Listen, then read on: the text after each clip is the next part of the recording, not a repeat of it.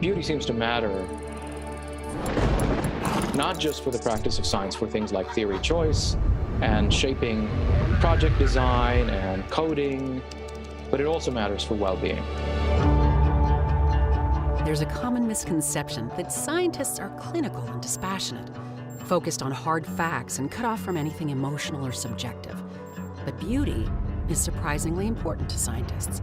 Dr. Brandon Vaidyanathan and his team are studying the role of aesthetics in science by surveying physicists and biologists around the world.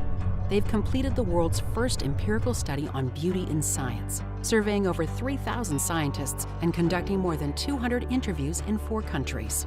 When we tried to understand what do scientists find beautiful in their work, we found 3 distinct types of beauty. So the first kind of beauty that we encounter among scientists is what I would call simple beauty. And so this is things like sensory experiences, colors, shapes, equations that on the surface are perceived as beautiful.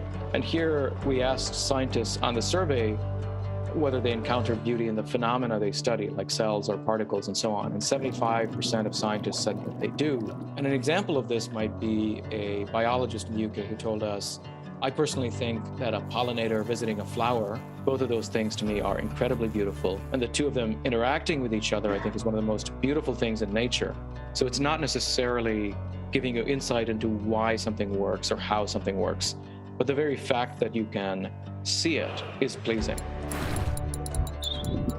The second kind of beauty we might call useful beauty, which is sort of beauty as a criterion for truth or a heuristic for truth. And this is found largely in theoretical physics, where we find a number of scientists arguing that beautiful mathematics, a beautiful equation, those sorts of things are a guide to truth.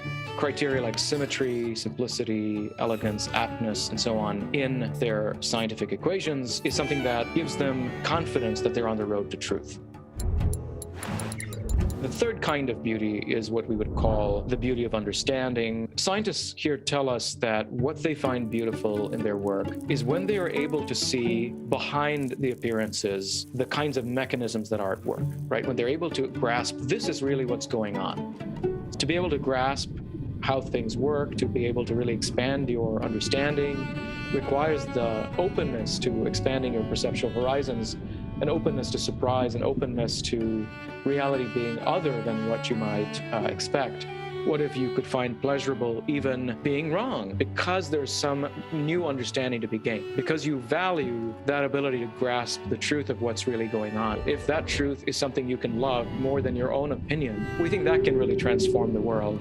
And that's, I think, a place where the public could really look to scientists to try to understand how can we cultivate this kind of aesthetic of understanding.